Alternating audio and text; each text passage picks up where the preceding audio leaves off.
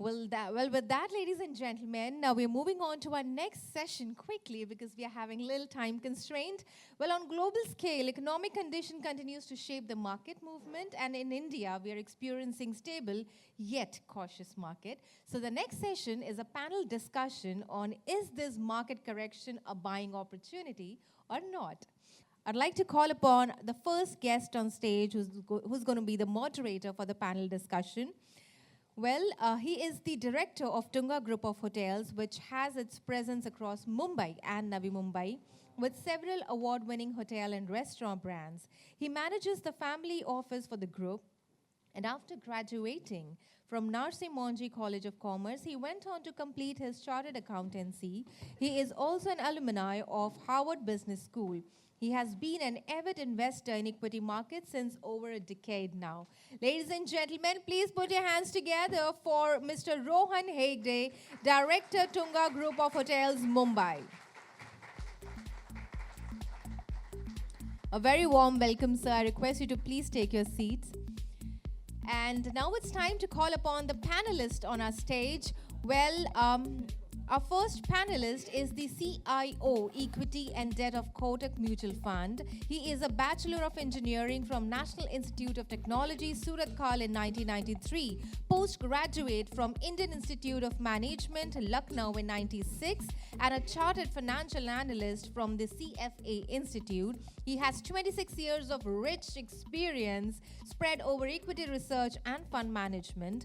His prior stints have been with companies such as DSP BlackRock, Investment Managers, Reliance Group, and UTI Asset Management Company. Please put your hands together, everyone, for Mr. Harsha Upadhyaya, CIO, Kotak Mutual Fund.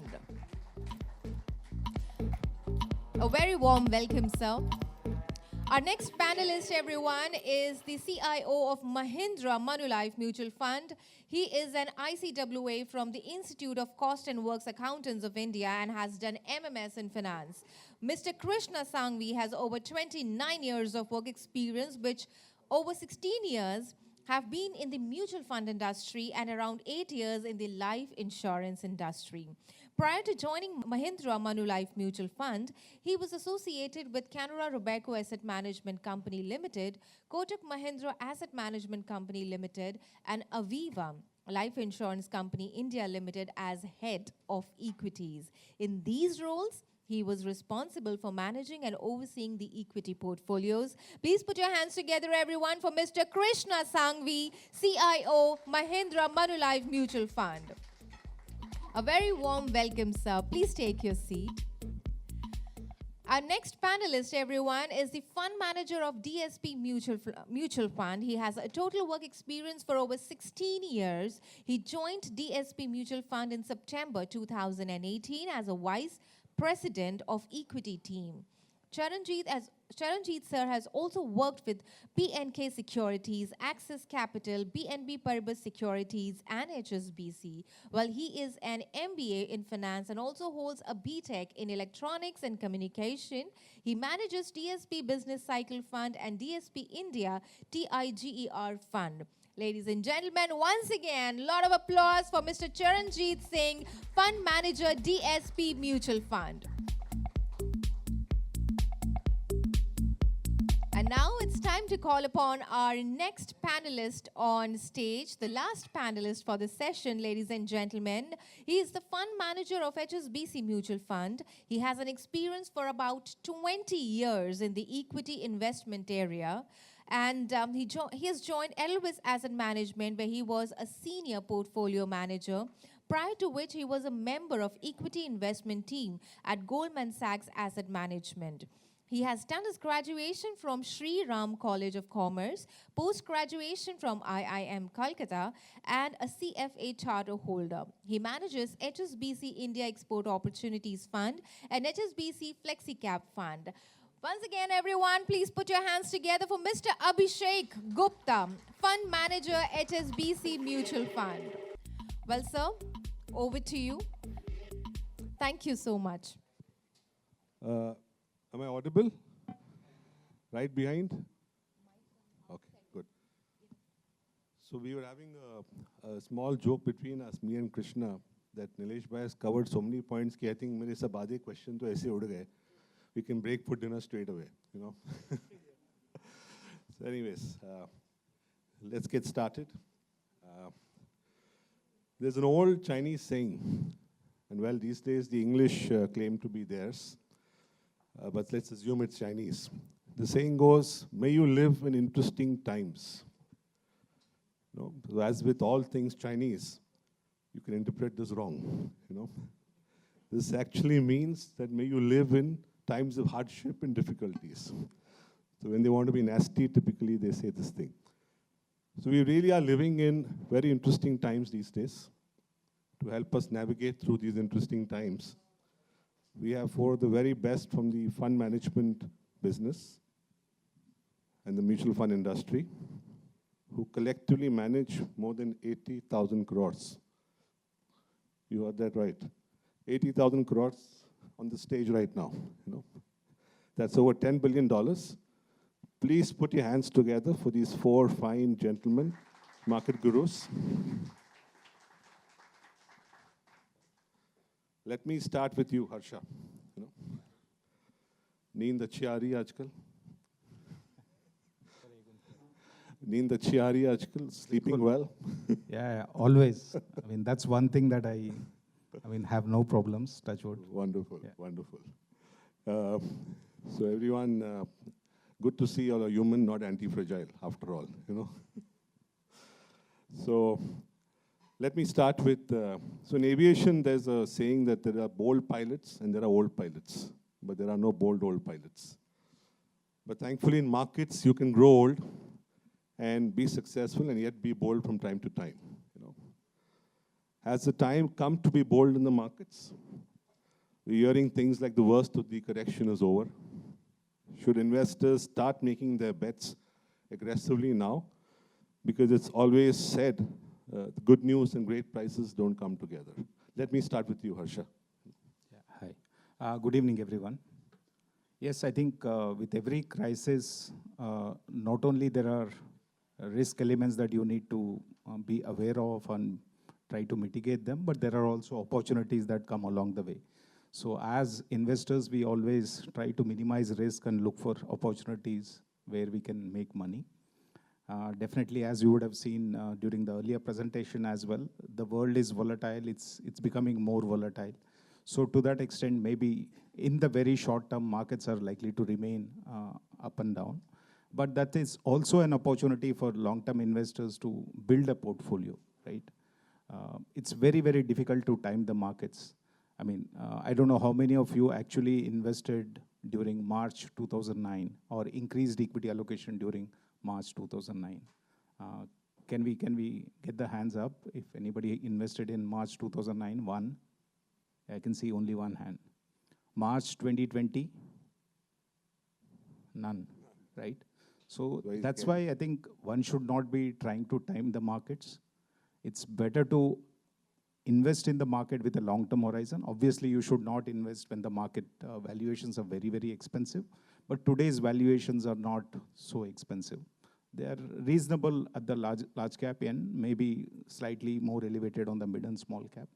But it still makes sense to spend that time in the market and look for long-term opportunities. I think every crisis brings those opportunities.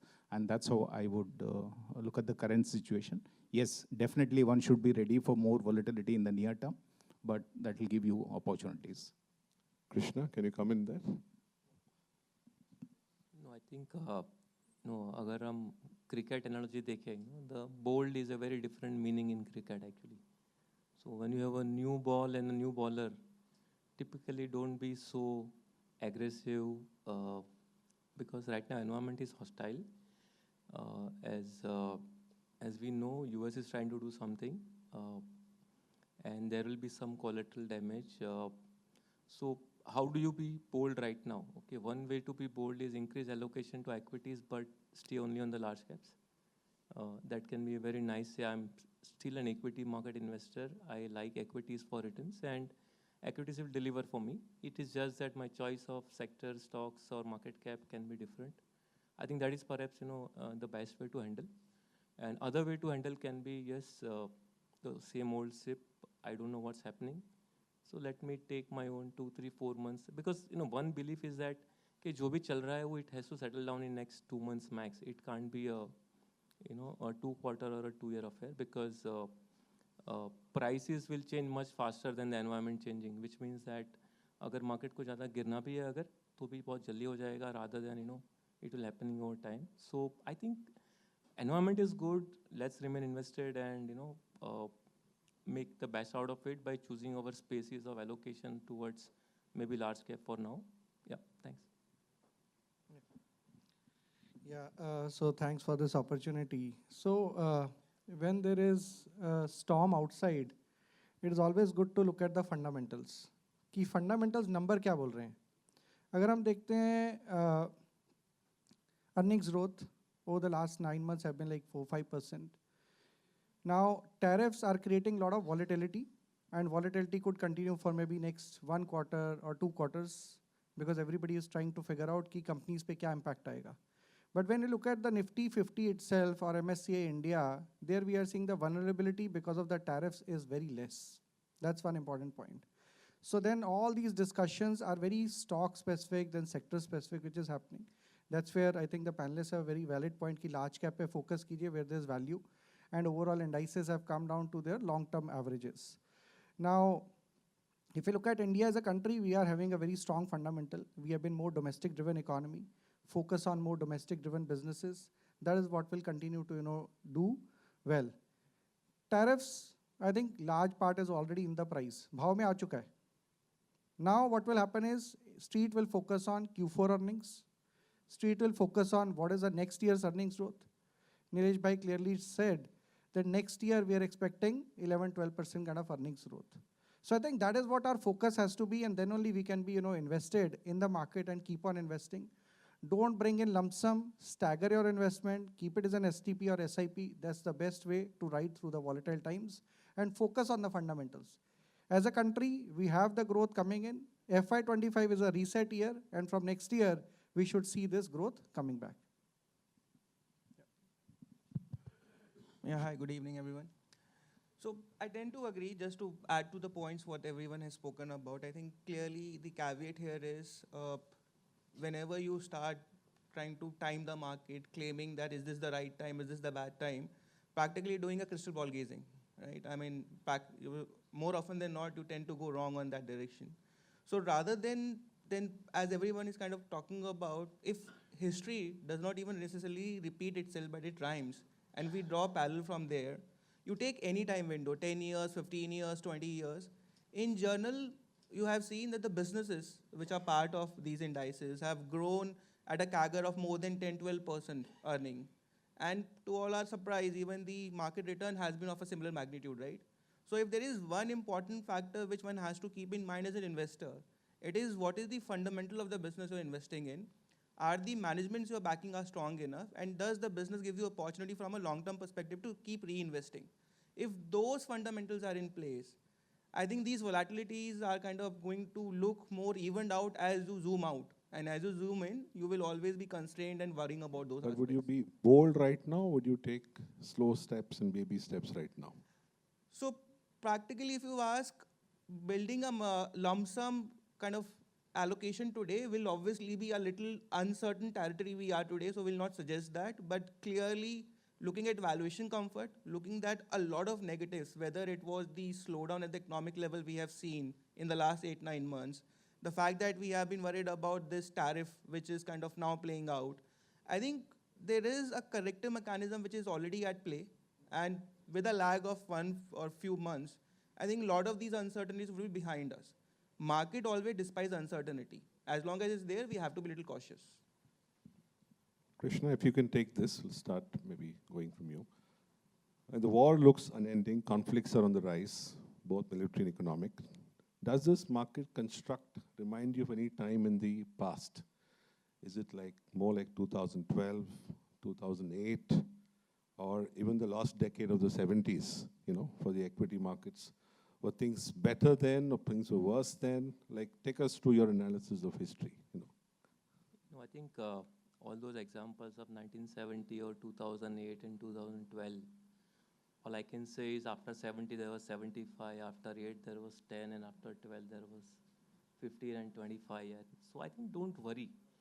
Uh, if you're really thinking about next 3-6 months, which was actually the case in 2008 or 2012, as even Harsha said, how many actually invested in March 2009? That question, if we replace saying how many invested in September 2009, I'll find too many hands, because everybody kept on waiting for that clarity, and that clarity perhaps either doesn't come or comes at a very different price. So my sense is asset allocation is important. आपका अगर journey genuinely investment horizon 3, 5, 7 साल है, तो just don't worry about next 2 and 3 and 6 months. So with that objective, I'll still say yes. There will be enough instances in history where environment was equally hostile. Luckily, I was not born This in looks one of them. more like what kind of period to you from your investing experience? For me, it looks exactly the same as what it was, because in each of these journeys, you still had India. If you look at 2008, India was what, 16th rank economy in the world. 2012, we became maybe 12th, and 2024, we are 5th. I think that journey is more important. Okay, Indian economy is kept on growing, and finally, as all of us believe that it's economic earnings which makes, economy grows, earnings prosper, and markets create wealth because of earnings. So as long as that story of India is intact, I won't really worry about, because the next question will be, if are in 2008, are we in December 08 or Jan 08? And that I don't know the answer, because Jan 08 is beginning of the trouble, Yeah. December 08 is the end of the trouble. So that's very difficult. Let's accept that economy is growing till the time we are in this journey of Indian economy growing the way it's growing. Rest all is honestly a little bit of a patience, little bit of time. And I'll tell you something. We, in this, I generally believe that Indian markets are actually same as Bombay traffic. How many times you've been stuck in a traffic, and do you actually get out of your car saying, "Nahi, nahi, mera to 10 baje ka time hai," or you will sit in your car for that 10:20, which is the eventual destination. So I think let's not worry so much about that phase where you are stuck somewhere, because your eventual destination is actually going to be far more important, and that destination is coming by your economic journey. Charanjit, can you comment? Yeah. Yeah, so, again, coming back, how we look at the data. Now, 2008 and all, at that point of time, how were our corporate balance sheets? Corporate balance sheets were leveraged. India as a country's ROEs were lower. Now, today, our ROE is at around 16%. That's why we are getting a premium multiple versus other emerging markets. Our banks' balance sheets, NPAs, are at historic lows. Banks' balance sheets are strong. Corporate debt is under control. So the point is that health of the economy as such is pretty strong. So that's the most important factor for us to survive through the stormy weather. If you look at the government itself is focusing on fiscal consolidation. Nahi to is saal, next year they are talking about 10% increase in infra capex. Pichle 4 saal se, before 25, we were increasing capex by 20% more than that. They could have done that. But they are saying we want to do fiscal consolidation and reduce our fiscal deficit. And we are on that path. So I think all those data points are aligning for us, where we cannot compare it with what happened in the history, because at that point of time, our strength was not there. We are also requiring a lot of financial aid in 1970s. We don't need the financial aid now. So the point is that as a country, as corporate, our balance sheets are strong. We have to now invest into building our capabilities. That is what I think. That is what Japan did after World War II, that they used crisis to come out and build their industrial capabilities. और जो नीलेश भाई ने बोला कि अगर हम ये land reforms, labour reforms कर लेंगे, then nothing can stop us to become Viksit Bharat. So I think that is what we need to now utilize this crisis and come out, because we have all the capabilities in terms of having the strength of our balance sheet. Maybe even ease of doing business में कुछ अगर हो सकता है. Yeah. Because what happens in China is the government is aligned to business.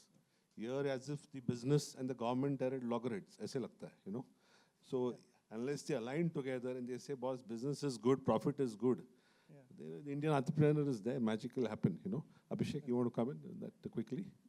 So maybe just, you asked what history has taught us, right? I'm just trying reflecting back how these whole wars have played out. So clearly, as I mentioned earlier, uncertainty is something which nobody likes. More specifically, the markets never like volatility, uncertainty.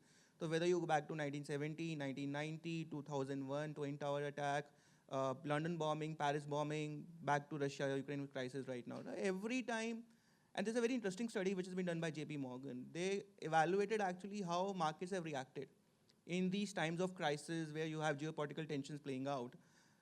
In short term, again, the conclusion is similar. 3 months' time, the volatility just kind of shooted through the roof, right? Nobody knew what's happening. People were kind of not certain about investments. But to take it out to 6, 12 months, more often than not, that news was in the background. It gets discounted, right? And just to give an example right away, right? I mean, if we was compare what happened in 1973 and what's happening right now in Russia, Ukraine, you will be surprised to know in 73, when again the crisis happened on the oil shock side, the prices of oil shooted up by 3.5x in a matter of 18 months. Correct. That brought stagflation across the world, right? But today's world is not so much reliant on only fossil fuel. The world has found its way to cater to energy needs with renewables. So if you look today, the Russian-Ukraine crisis when started, again, everyone was shocked about the availability of energy. The Europe specifically faced the crisis of gas availability. But where is the crude today? And how did the world kind of go through that season all through? So I think as the learning grows, we tend to find ways to survive and move on. So clearly, what matters for India, and given the fact that we are 85% domestic economy per se, clearly the building blocks which are internal are more relevant. And I think these experiences just teach us that as long as you focus on your own capability, you will be able to tide through these external conflicts and external environment. That's my understanding is also. Harsha, you want to comment quickly on that? Yeah, I think I'm not getting into probably the strengths of Indian economy or Indian corporates. I think all of them have spoken about it. But clearly from a world perspective, what we have seen in the last couple of weeks and what we are likely to see over the next couple of weeks is something unprecedented. I think that we should accept. For the last 50, 60, 70 years, we have been seeing globalization where comparative advantage of economies or corporates and a rule-based trade between economies, countries, that was the order of the day. So the most efficient firms made more profits and continued business. It was, yes, I'm not saying that all the rules were very clear and black and white. There were anomalies, but I think by and large, world followed a certain order and a rule-based mechanism. What we are seeing now is a complete reversal of that, in a sense, where the largest economy is saying, these are the rules, and I'm going to set these rules, and everyone has to follow these rules. I mean, to some extent, it reminds me of, it's like the Manmohan Singh moment of US right now, where he's completely turned everything upside down, what happened here. Now, either it can go completely right or completely wrong. Yeah. I mean, there are people sitting on both sides, which is really hard to say what's going to happen, Yeah. So that's the background. So that's where I think India will have to build on its capabilities and try to move ahead in the volatile times. Yeah. So maybe there will be some hiccups in the short term, but I think we should be able to overcome. So एक चीज समझ नहीं आता, Charanjit, I'll start with you on this. एक चीज समझ नहीं आ रहा है कि the countries which have been most aggressively hit by the tariffs, Mexico, Canada, China, the markets are rallying. और हमारे उधर कुछ और हो रहा है वो अलग बात है, but what's going on, So for a investor, for a spectator, we can't make sense of this. Right? They should have been, they should be headed down south. What's happening? They're rallying from January onwards. So how do you explain this? So there was a point which Nilesh Bhai again mentioned in his presentation in terms of how developed markets have been outperforming emerging markets for a long time. Now only what we have started seeing is that emerging markets have started, outperforming. Now, but I think that what is happening is that definitely there's a change in the world order which is happening.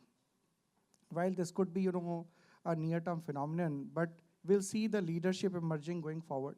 Now, if you look at the kind of, tariffs which are coming up, for China, it is 54% tariff. Correct. Now, you can subsidize maybe 10 to 20% tariff, but you cannot subsidize 54% tariff. So it means China is going to be the hardest hit because of this tariff. They cannot build their, roads or the real estate infrastructure. They cannot bring it back. Manufacturing is getting hit. And US is the largest customer with almost around 34% of the global consumption. Now, largest customer is saying, I don't want to buy from China. Right? Now, China, in the first trade war, won because they moved all their manufacturing capacities to Mexico. So Mexico was the winner of the first trade war. India was the 6th largest winner of the first trade war. Now what is happening is that there are certain countries which have not got that kind of a tariff, Saudi Arabia, Egypt, and these are the areas where there could be some shifting of the manufacturing capacities which will happen, which China has already started doing. So China will also start dumping into these geographies as they try to circumvent the US tariffs. So that is where the world order is changing at a very fast pace. Which economies will do well, only time will tell. And the point is that dumping can also happen into the Indian market. So Indian government has to somehow protect the Indian entrepreneur. If that protection is not there, then we'll definitely lose our manufacturing edge we are trying to build. So I think that is where India has to step in to protect the industries, to protect us from this dumping, because that is going to happen because China doesn't have the ability to save themselves from this 54% tariff. So I think near term, this impact is happening, but maybe the time for emerging markets will come. As US goes down, the money flow will happen to the emerging markets. So Abhishek, why do you think they're rallying? Over and above what Charanjit said. So I think clearly this whole tariff is going to be more like a global event where it's very difficult for any economy to be spared out of it, right? The read-through is, this is more like a weaponization of the trade policies to attain your political and maybe even economical outlook or the ultimate objectives at a countrywide level what US is following. As Charanjit said, even when I was reflecting back, just think about what happened in the Trump regime of first term. There was clearly US-China war, which in trade war specifically, which helped some of the nations like South Korea, Thailand, Mexico, Vietnam were the winners. Now, China at that time, I think the markets crashed at that time. Exactly. So, but now I mean, I can't make sense of why it should be rallying. The reason behind that is, I think very simply, what we're trying to decipher is who would have the expectation was that even if the main fulcrum is going to focus again on the Southeast Asian countries, what is going to be the impact which is going to be felt across the world? To be fair, the tariff announcement has come as a shocker for almost everyone, the magnitude of it, right? People were expecting, like, again, I think Nilesh Bhai also talked about it, how did that maths was kind of arrive, is probably a 6th grade at arithmetics. There is not a very logical way of coming to that number. So what we're looking at this moment and how probably we can tide through, if you think from India's perspective, right? The good part is we have an early mover advantage here. We are already in discussion with US on the bilateral trade agreement. We are at this moment already evaluating free trade agreements with even rest of the nations. You have seen that not every nation is taking it lying down. A lot of, like, you have a China, you have a European nation talking about going for a reciprocatory tariff against US. So I think the world balance is going to figure out where we stand today, the benefits of size, scale, and the overall scale. India will emerge as a winner after the dust settles. Now, this dust could settle in a 3-month, 6-month window, but I'm sure with our capability, size, and a country which is seen as a friendly nation by most of the countries in the world, right? We don't have necessarily a conflicting ideology concerns. All those things will help us, and maybe this is just the time which one has to tide through. That's the ground reality. So Abhishek actually, I think just jumped into my next question. Next question, what is the silver lining for India in all of this? I mean, as entrepreneurs, investors, what are the opportunities to look at, in this whole tariff noise and hue and cry? See, clearly there has been a dislocation, right? And global trade rules will be rewritten, which means that the earlier relationships may not matter as much. And if India can build fresh relationships, especially bilateral relationships, that's what probably will work for us. And maybe in certain sectors, we had the capabilities, but others were slightly better because of their cost competitiveness. If that cost competitiveness has been dented because of the relatively higher tariff, let's say if you look at some of the Asian countries, whether it's China, Bangladesh, Vietnam, Cambodia, Laos, you look at any of these countries, all of them have higher reciprocal tariffs as compared to India, which means that at least on a relative basis, we are slightly better off in this new world. And if we can compete with them on logistics, quality, relationships, etc., maybe there is a window for us. So that's how we need to look at it. I mean, just because one market is closed, nobody is going to shut the business, right? They will attempt for other gains in other markets. And I think there will be a lot of bilateral engagements that will start now. I think the WTO may have lost relevance already, but individual countries will get together and try to build more relationships is what I think. But again, I think it's slightly in the medium term. In the near term, I think nothing of this will come out in that much clarity. So we'll have to wait for some more time.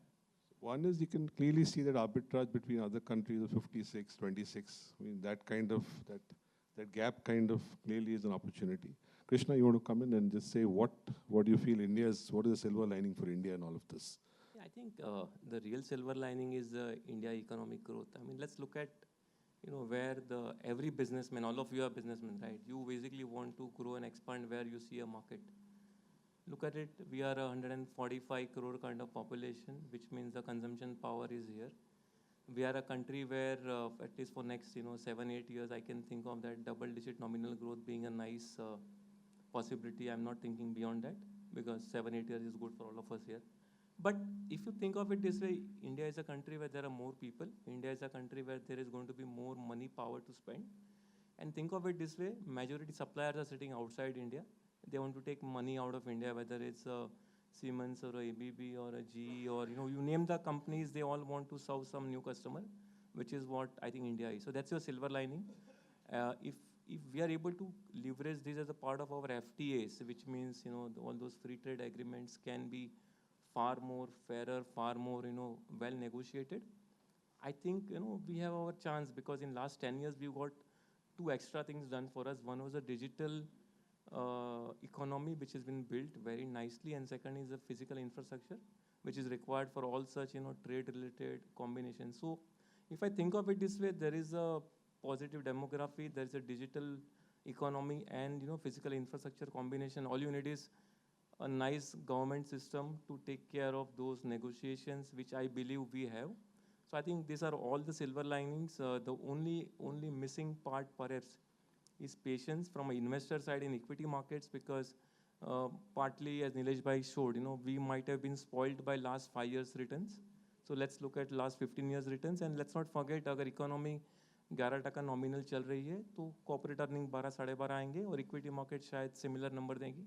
It won't be very different from those numbers, because earnings are more supreme. So let's moderate our expectations, and I think there are enough silver linings.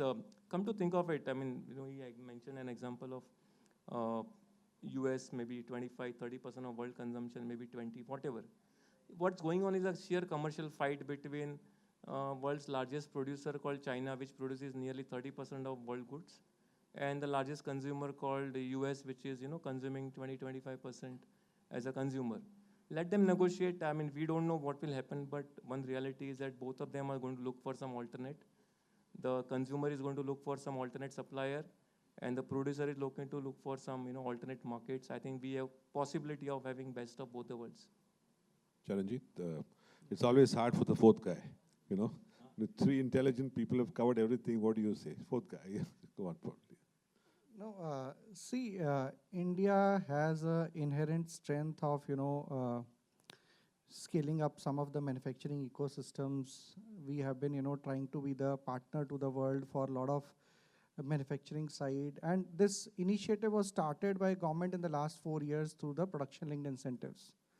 Somehow, this has lost steam recently because of the fact that Indian entrepreneurs, they're also not scaling up to the level what actually government wanted. So when I talk to the government, I'm clearly seeing that they are trying to figure out that why the scale up in manufacturing is not happening. See, India also faces some kind of a regulatory cholesterol is there, where they have to ease out things. But Indian entrepreneur has to also come up and start scaling up capacities. Now government is saying you cannot keep on asking on all the kind of, protectionism, कि अच्छा आप मुझे duty barrier भी दे दो, आप मुझे production linked incentive भी दे दो, आपको सब दे दिया है, बट आपने मैन्युफैक्चरिंग कैपेसिटी नहीं डाली है. For example compressors, copper tubes for room ACs, आप कह रहे हो मेरे को क्वालिटी नॉर्म्स लगा दो, है ना, BIS सर्टिफिकेशन कर दो चाइना के लिए, But where is your capacity? Because if those capacities don't come up, then we'll have inflation in the country for manufacturing.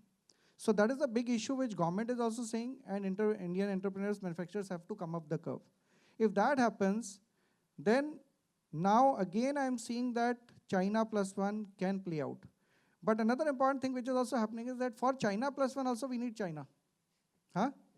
Now why is that happening? Because China is stopping access to a lot of manufacturing machinery which we require to scale up our manufacturing capabilities. They are not giving it to us.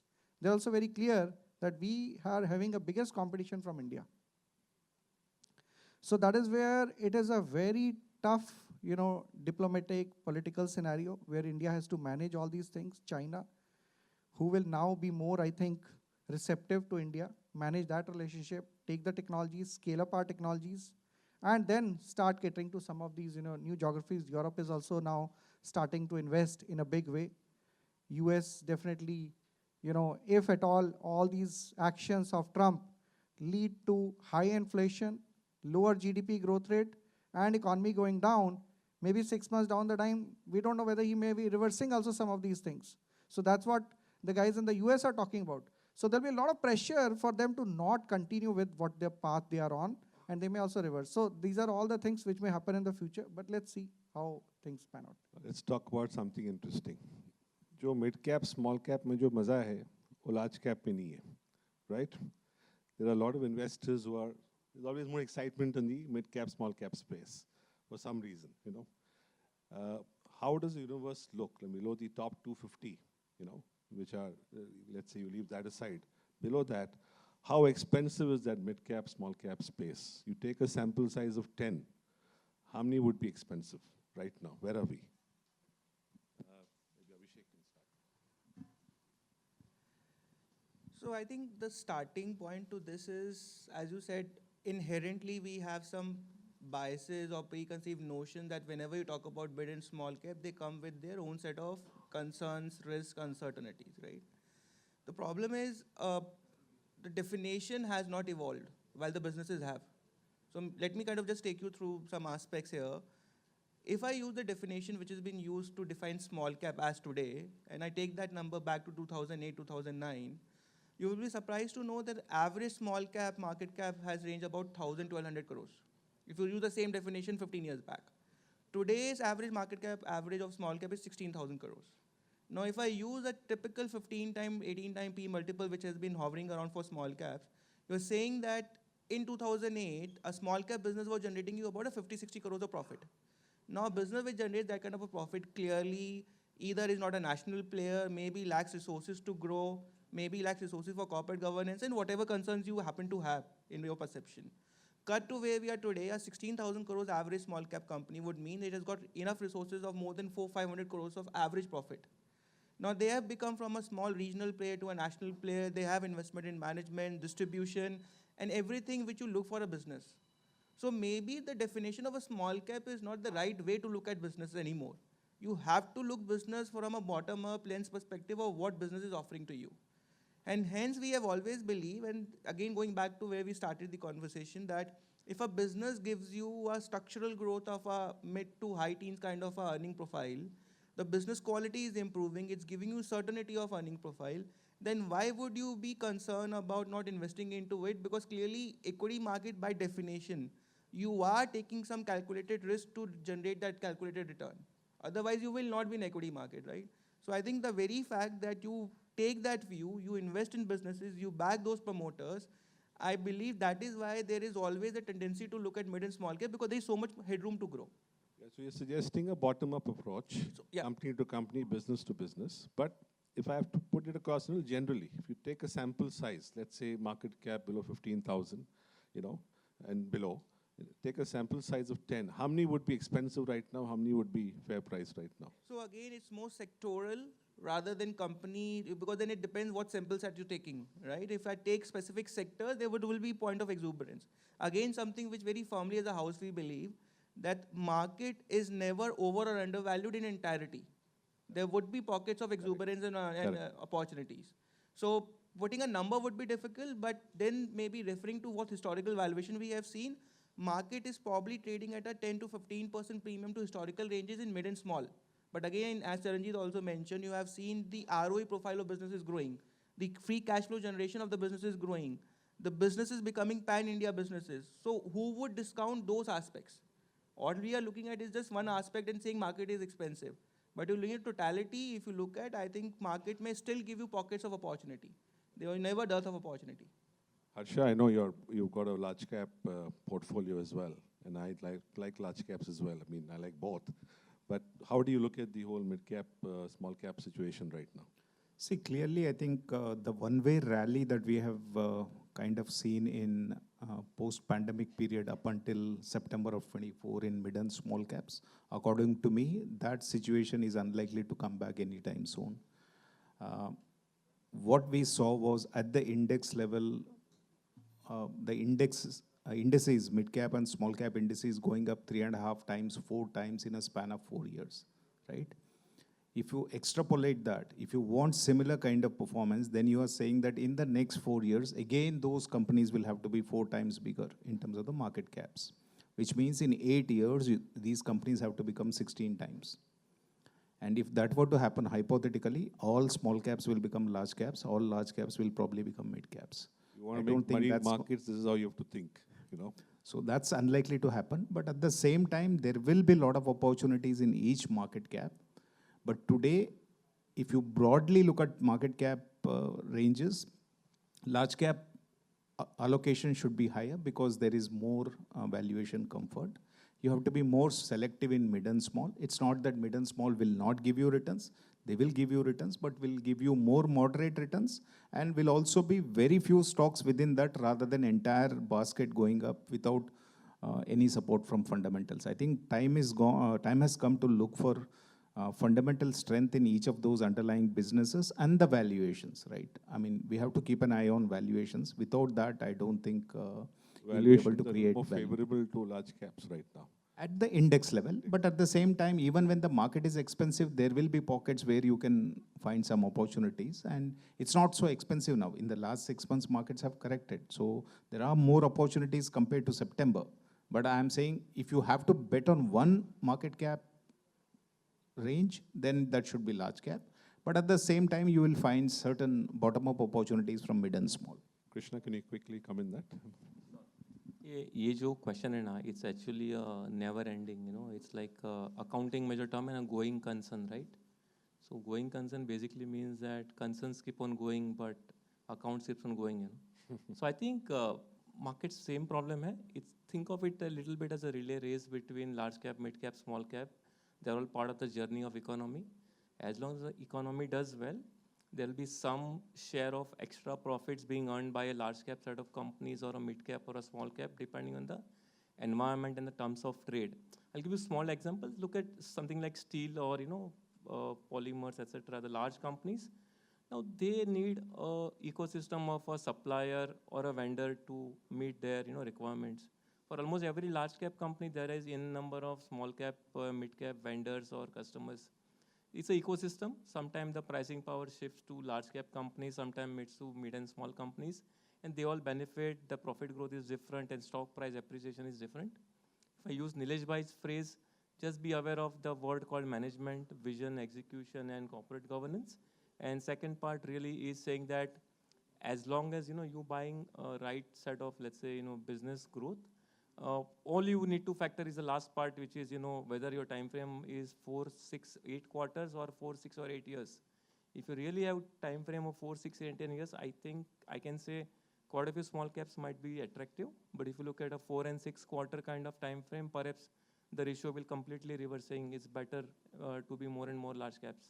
So as usual, over the long haul, small and mid, but in the near term. Small haul, you know, again, maybe what Harsha said, and almost every large cap today would have been a small cap in the past. Point, yes. So it's just a question of how those companies do well, how those economy, you know, accept those business models, and possibly, you know, profit growth happens. The next question, as a direct probability of making all of you all rich. So Harsha, what are the 2 sectors which you're most excited about for the next 10 years? And what are the micro segments in that which the investor community should look at? So when somebody asks for a 10-year view, on one side, it's very easy because I don't know whether I'm going to be here 10 years down the line.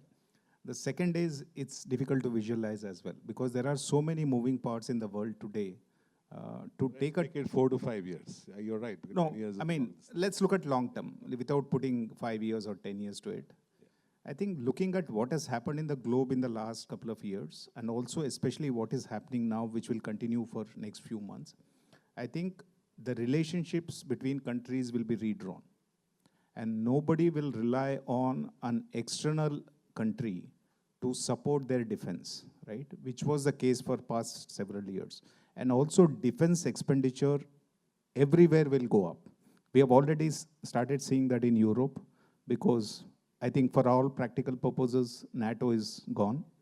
US is not going to support them anymore, or to the extent that they were thinking that it will support. So they will start spending. Indian subcontinent, nobody can stop spending on defense. Russia, Ukraine still going on. Middle East, there is something going on. And with the kind of bullying, if I can use that word, from US, there could be a lot of other geopolitical issues also in the next few years.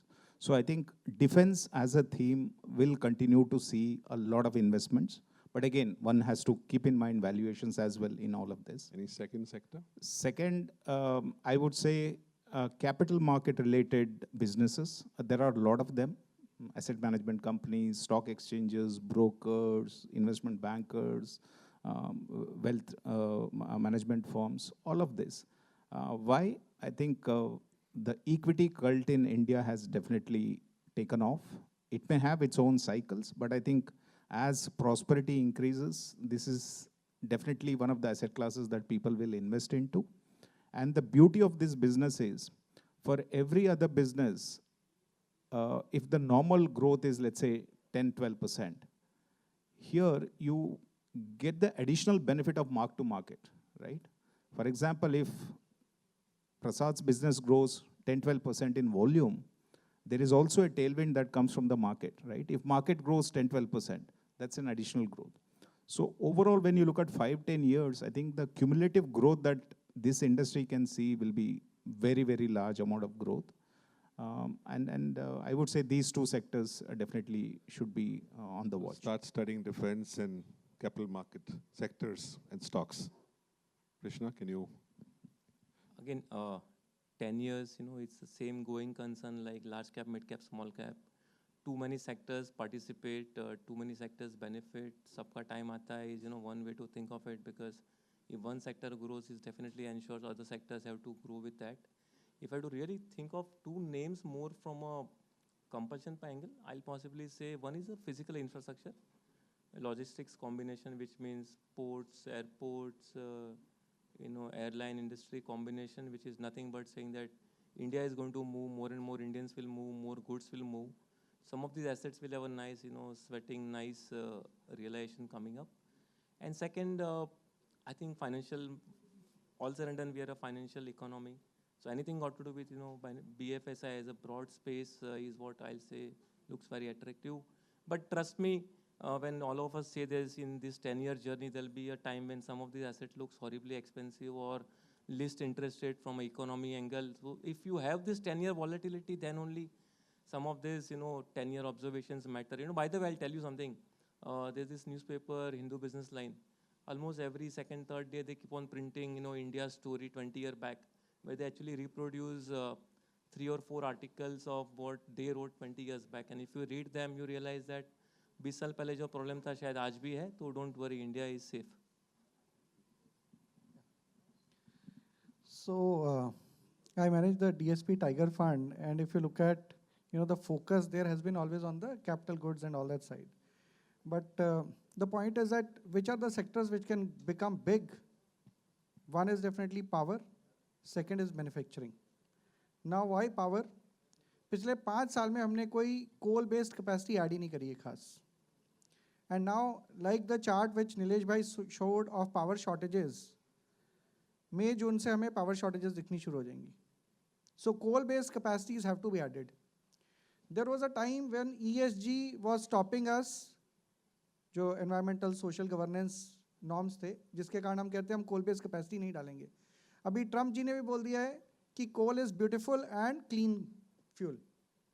So इसका मतलब we have also got a free runway to add coal based capacities, and to meet our peak load, ये हमें capex करना पड़ेगा, ये demand बढ़ेगी, and this is not government driven, this is a natural demand which is driven by the economy with the load which is coming on the grid. It is a natural requirement. For the economy to become large, power is the main, and power has to be more competitive. But power is a very big sector. Yeah. In that value chain, what are the spaces in which you're very excited? So like I said, coal-based capacities, that is going to be big. The entire value chains in the coal base have got depleted in the last 10 years, as moved from coal to green, but that is going to see a big comeback next at least 8 to 10 years. Transmission will also see a lot of requirement because we'll have to connect all these capacities.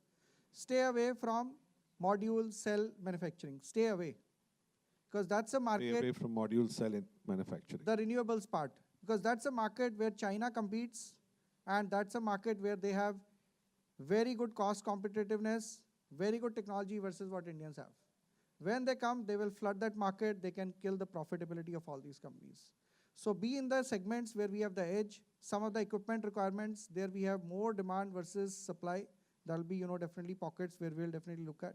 So that is how I look at the power sector. Plus utilities, they are domestic focused, regulated returns, not have to be, volatile as what is happening globally. So that's first sector. Second is definitely manufacturing. Manufacturing is the most important focus area for the government, because that is the only thing which can create skilled manpower jobs. Right now, jobs is the biggest issue which we are facing. This budget, we have given 1 lakh crore kind of a push on the consumption. But how many budgets we can keep giving that? Unless we don't create that manufacturing ecosystem, we'll not be able to create jobs. And that is where a lot of value chains will come up on electronics, semiconductors, batteries, and a lot of these ecosystems will come up in India. Maybe it's 6-9 months when again private sector starts waking up. More like self-manufacturing, contract manufacturing. What's exciting you more? So see, all this manufacturing first is going to focus for the domestic market. That is where government has come up with something called a production-linked incentive schemes, and that is where the ramp-up should happen. There are in different sectors, but unless we don't scale up the economies of scale for each of these segments, we'll not be able to compete with China. So manufacturing has to pick up from 15% currently to maybe 20%, but that is a runway which is going to be there. Abhishek, you want to come in? Yeah, so I think if I look at a mega trend, something which in our mind are going to unfold from a next 5-10 years perspective, and even the government is kind of focusing on that, is clearly improving the per capita. So what we are saying, if today we are a nation of $2,700 per capita, and the intent is to make it to $5,000 by end of this decade, then clearly after meeting all your existential needs, there is that surplus, and that surplus can in our mind go in two directions. Either that leads to more savings, investments, or that leads to more consumption. So if you think from a theme perspective, these are two main aspects which you're focusing on. Either discretionary side of the consumption, because as I said, the basic existential needs are taken care of, then what you do with that excess money, you travel, right? You probably buy those discretionary items which you have been pushing out. So that's one space where we probably can have the benefit of higher per capita.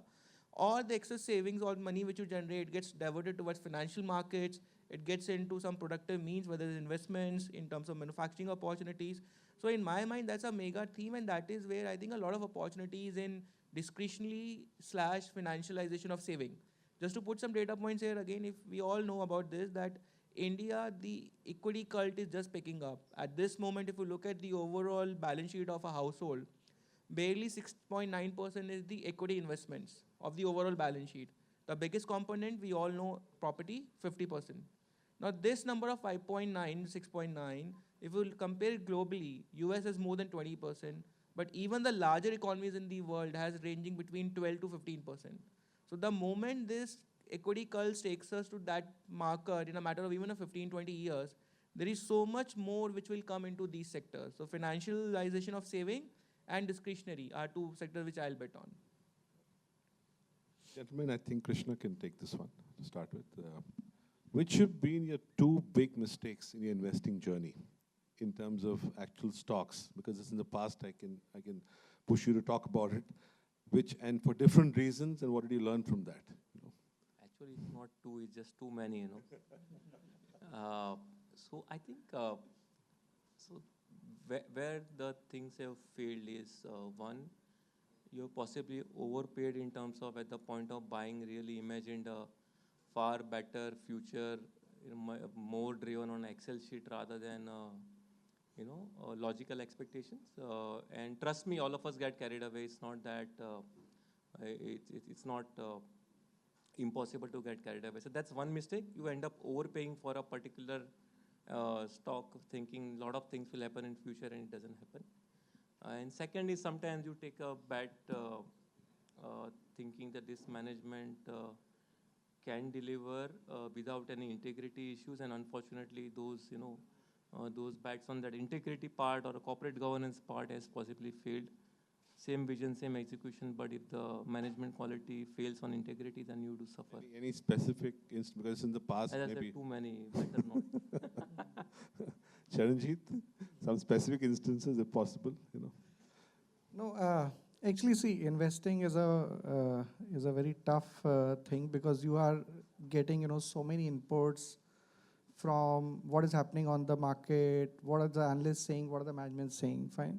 Now you have to build your framework, what works well for me, and how I can make it become better and better every day. So it is improving every day. Huh? One is definitely in companies, the promoter quality plays the most important role. If you are with a good promoter, you will definitely see the wealth getting created. one example. So I'll refrain from naming, but definitely I'll give an example now. Another important point is that how are the key performance indicators for managements aligned? So there was a company where we knew that the key performance indicator is always going to be profitability, not market share. And when the competition increases, this management will give up the market share and maintain the profitability. While this learning was there, but still, looking at the price drop, I acted on that. But then this thing same played out when the competition increased. The management focused only on profitability and left the market share. But regaining market share is a toughest thing what you can do. And that is what actually led to the significant decline in the stock price. So this is what you have made your principles, you follow them. Then when you look at the history of the promoter, what are the corporate governance actions they have taken?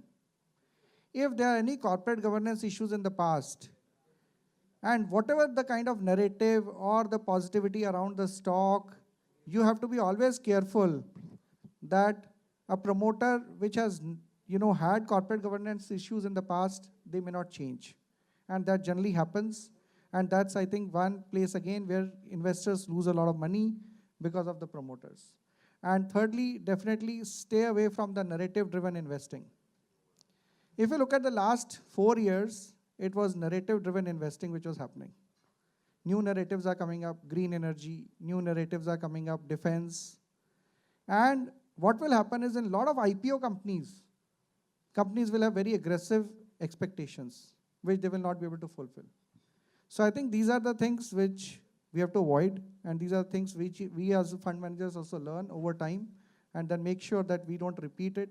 That's how we improve. Yeah. Abhishek? So the good part about this market is there is no one sure short way to success, right? Everyone is learning on the go. We are all kind of exploring and clearly trying to become a better version of ourselves. But if there are two things which clearly, rather than more than learning, rather than reflecting on where the mistakes were committed, the first is clearly, I think there is if one has to choose between either of the error of omission and commission, I'll rather try to have the error of omission rather than commission.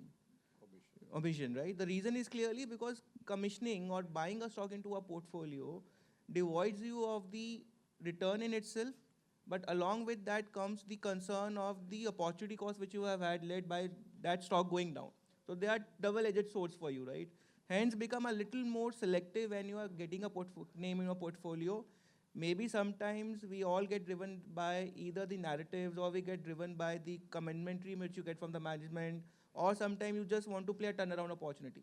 But frankly, I think you have to be very mindful of the fact that, and there is a well-known saying which says, a value stock is a value for a reason. Find the reason for that value instead of just going by the value, right? So I think what is cheap can be expensive. What is cheap is probably just visually cheap, but not necessarily cheap. So there is a lot of effort which has to go into that. And second, clearly, I think I concur with Charanjit that the recency biases, the narrative-based investments is something which by default, no matter how much we try to. I mean, just the question you asked, right? What's the next 10-year theme? I'm sure you ask this question every 1 year down, 2 year down the line, that will change. Because that point of time, how we are reading the economy, how we are reading the businesses will itself have the recency bias in our mind. So I think those are two learnings which are very important. Excuse me, can we quite thank you. And those are the two aspects, frankly. So, Harsha, Krishna ने company का नाम नहीं लिया तो किसी ने भी नहीं लिया. Harsha. Nahi, for us, as it is, when it is not recorded also, we don't open our mouth. You are recording as well.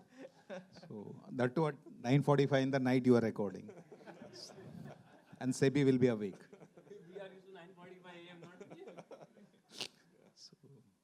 Yeah, and your investing mistakes that a couple of them that came to your mind. I think, I mean, investing is never like gymnastics or shooting where you get a bullseye or a 10 out of 10. If somebody is claiming that it is 10 out of 10, either that person has not invested for a long term, has just started and maybe first of the few have gone right, or he is completely lying. So there is no investments where there is zero risk and there is a lot of upside. So we have to assess risk and take some calls. Sometimes it works, sometimes it doesn't. And that's why we create a portfolio of stocks, right? And coming specific to what are the two kind of things that we want to avoid. One is, I think, at the top of the cycle, we tend to overestimate growth. And at the bottom of the cycle, we tend to underestimate growth because of a little bit of recency or the trend that we have seen in those previous periods. I think that's something that one wants to avoid. And similarly, if you tie it up with that, paying higher valuation at the top and not really understanding the kind of discounting that has happened in terms of what valuations are discounting the future growth, etc. Those are typical mistakes that happen. So we have an audience of HNIs, retail investors. What are the most common mistakes? You know, did I start with Charanjit or Abhishek first last time? So Charanjit, you can, or Abhishek, you can take this. Start. Most common mistakes done by the investor community, retail investors or HNI investors. What would you advise them to kind of do and not do? So I think clearly we have spoken those, and Nilesh Bhai did talk about it. Clearly the effort to time the market, trying to find out is this the right time to come into market. There is a very interesting saying which says today is the second best time to put money into the market. The question is then what was the best time, right? That was the time when none of us invested. So practically, rather than trying to find a reason to invest in market and timing the market, if you believe in the structural aspects of what this economy can offer you, that's something which is very important, pertinent from the perspective of investment. And second, again, maybe going back to that, again, Warren Buffett's statement that in the short run, a market is a voting machine, right? You only go by what you hear, what you are being fed at. But ultimately, what will succeed in the long run is the fundamentals of the business. So I think staying on course, putting money at work, maybe taking a more long-term view are few of the aspects which one can take into consideration. Otherwise, if one is capable investor in person, one can take more judicious call in terms of allocating money in various market caps, sectoral allocation themes. But again, in my mind, that is for a more mature investor. Somebody who's starting a journey should just commit capital and give it a more 10, 15-year vision so that the SIP can give you those aspects and the return expectation which you come with. That's the reading. Something candid that I would like to say is that there's always a recommendation to be in the market, buy. There must be a time where you need to stay out of the market and not buy, right? So you don't hear much of that, and Nilesh Bhai touched on it. There's a big discussion happening right now. So like the community, the investing community, mutual fund community, fund management community, there's never a discussion about stay out of it, be out of it, the time will come. So how does the investor, class kind of like अगर वो sell call आएगा ही नहीं तो क्या करेगा, Is there a reason that those sell calls, the stay away calls don't come? Harsha, can you take that? See, I think that has to be done through asset allocation, which is what many people forget to do. People chase asset classes or stocks or investments which have given a lot of returns in the past, right? we are still discussing mid caps and small caps more than large caps. Why is it? Because of the recency bias. We think that large caps cannot give returns. If you go back and remember what happened in 2018, nobody wanted to talk about mid caps and small caps. In fact, these days, at least I am personally getting nervous about gold because investors seem to be more bullish on gold than the portfolio managers, right? I mean, so asset allocation is more important than completely selling out. Nobody knows when to completely sell out, but if you think that a certain allocation is right for you, let's say 60% equity, 20% debt, 10% property, 10% commodities, let's say, then every now and then you need to look at the valuations of these asset classes and rebalance this accordingly, right? If you don't look at valuation, then at some point of time, this 60 would have become 80 or 90. For example, if somebody started with this allocation in 2004, by the peak of 2008, maybe equity was 80% plus or even 90%, I don't know, right? Then at that point of time, rather than putting even the incremental 10 into equity, you should ideally be reducing equity to 60 and then reallocating to others. But the usual mistake that happens is, if something has not done well for the last few years, we want to reduce allocation. What has done well, because it's easy to look at past, it's very difficult to predict future. I want to go by what has happened in the past and I want to do the same thing. I think this is the most common mistake that It has that to be happens. completely the other way around, actually. Is what Yeah, you're saying. in most cases, it should be the other way Other way around. around. So Krishna, are you an asset allocation person or you're a 100% equity believer? How do you approach this? Personally, is asset allocation always matters because that's the way you finally create your wealth. Asset allocation can be pure play equity versus debt versus gold combination, or within equity it can be large cap, mid cap, small cap. Within debt it can be credit versus gilts, short duration versus long. So if you get to asset allocation, there are just too many variables you can play out. And just come back to your buy wala question, why fund managers. I'll put it this way: fund managers always give a nice message of buy or buy. It's a question of interpreting. Because if everybody's pushing large cap, then you actually know that it's time for a bye to small for some time, and that's the best part. Yeah. I think price or by default valuation is the ultimate equalizer. So at some valuation points, each of these are going to come back as a nice item to be bought back again, even if it's a buy for now, it's not forever. So, just a quick question and we'll jump into quick answers, rapid fire. Charanjit, you can take this. The new age business and digital businesses, how should investors separate hype from reality? Most don't generate earnings, most don't generate positive cash flows. Any specific metrics that people can follow to evaluate which ones to take and not take?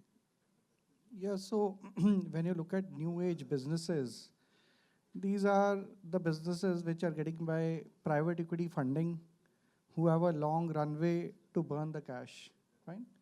So it means that when you're meeting those promoters, you need to understand that how long they will keep burning the cash. What is the path to profitability? A lot of these new age companies, they may not even have a path to profitability. And when all the upheaval happened in the market during the COVID and all, post that one of the large US-based private equity firm, they told all these new age companies that the runway now is limited. You need to be profitable in 9 months time frame, otherwise the funding is going to stop. So till the time the funding is available, they'll keep burning cash, right? Because they are expanding. They are building their networks, but they are also trying to solve some problem. Like the quick commerce is trying to solve the 10-minute delivery problem. Now the point is that you cannot completely ignore the quick commerce business and say, okay, these are not profitable. You need to look at certain metrics. Okay, what is the cost of customer acquisition? What is the path to profitability? How many years? What are the charges they will increase when they start becoming profitable? The other impact is that what is the impact it is having on the traditional businesses? So quick commerce is having a very significant impact on the traditional businesses, where the general trade is dying, because general trade is used to fixed margins.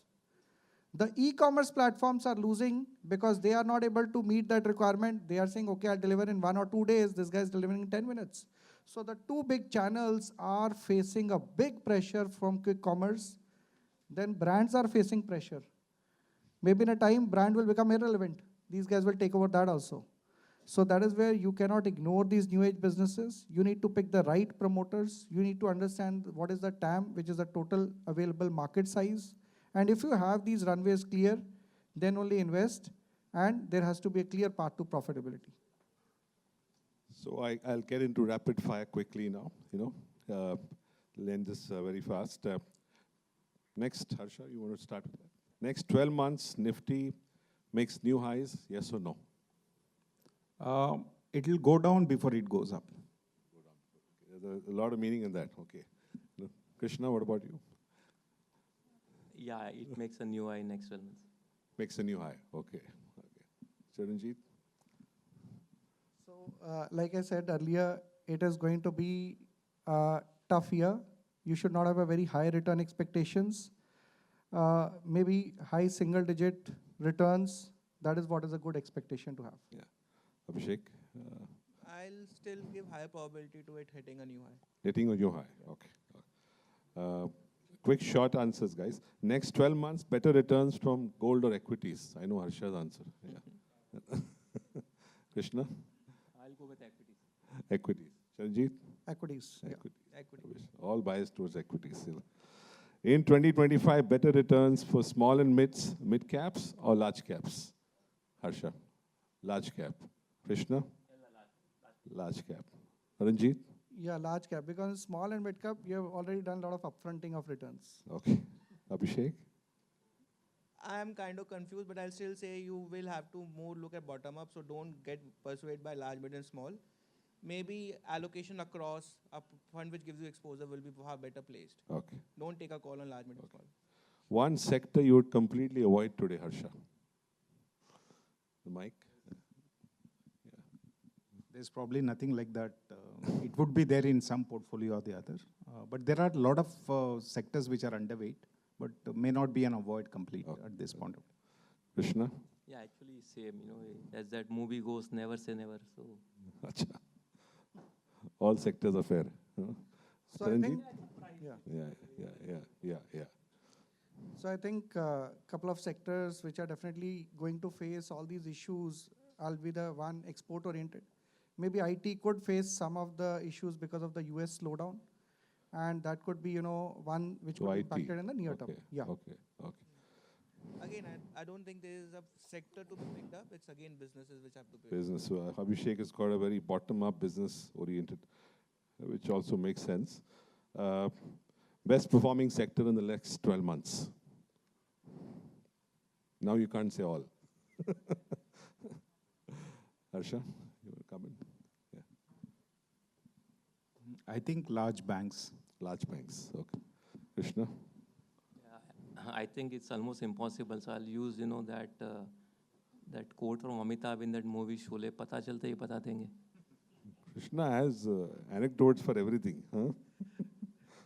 Yeah, so financial sector, private banks. Private definitely, banks. yeah. Okay. Abhishek? NBFC/financials and maybe consumption also. Okay. Okay, a little more personal. If not a fund manager, what would your alternative career choice have been? Harsha? I would still probably be working in a corporate and investing myself. I don't think I would have left investing as a hobby. Okay. Now I'm doing that as a job, so it's fine. Okay. Krishna? Yeah, I would have preferred to be as an alternate option, credit, risk manager or Risk credit manager, head okay. somewhere in some. Okay, still both in the finance side. Okay. Charanjit, come on, something else. I was prior to being a fund manager, I was a research analyst. So I think it's a great job to keep understanding companies, do your footwork, be on the ground, and learn on the ground. I think research All analyst. very happy in their jobs. दूसरे का सोचते भी नहीं. Abhishek? Similarly, I think, anyways, my academic tells you that I've been a finance-oriented guy all through. Oh. So would have found a way to be in this industry. Okay.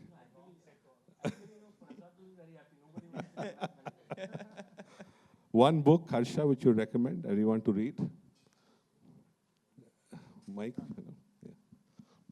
Many, maybe. A little more unusual Given- that people yeah. have not heard about. No, I think maybe a few books on globalization and tariffs, given that it's a very topical subject and how world changed due to this and what could happen, probably you'll get a view from that. Any particular book that you read which is... No, I just opened one Princeton University research. It's not a book Okay. actually. It's on tariffs, but it's more of a research work than a book. Krishna, a book you would recommend everyone to read? Yeah, so there is one book, especially if people were interested in markets. I think book was written some 95 years back, called Reminiscence of a Stock Operator. Yeah, If somebody is not read and still wants to invest in market, my sense is it's a must read. And whatever Nilesh bhai showed on that, what happened in 1930 is partly captured in that book. It just tells you that what has happened in market keeps on happening forever. Just the story characters changes, the storyteller or the story listener changes, but the market behavior which is driven by human, that doesn't change, and it's worth reading that book. It's a very good book, yeah. Charanjit, any unusual book that you would recommend? People Yeah, haven't so there is a book by David Sweeney, who is the Yale Endowment Fund manager, and he has a exceptional track record of 20 years. And the point is that when you look at the most important thing in terms of his track record is allocation, asset allocation. How they brought down equities, increased real estate exposure, had bonds, and even startup investing, a mixture of that, which gave them much higher returns than what S&P delivered. So portfolio investment management practices by David Sweeney. He is the Yale Fund Endowment Fund Manager, an amazing person to read the book. Yeah. Abhishek? I think I'll probably go for something which is more on a behavioral finance side. Clearly, that's something what we're all trying to tell. So either it's psychology of money or even One Up on the Wall Street. All these kind of reflect back how you have kind of gone through the business cycle. So something on those lines. I can't let you all go without asking who's going to win the IPL this year. Harsha? No, who will win the IPL this year? Who will not win probably is easier to say. Yeah, it's Mumbai.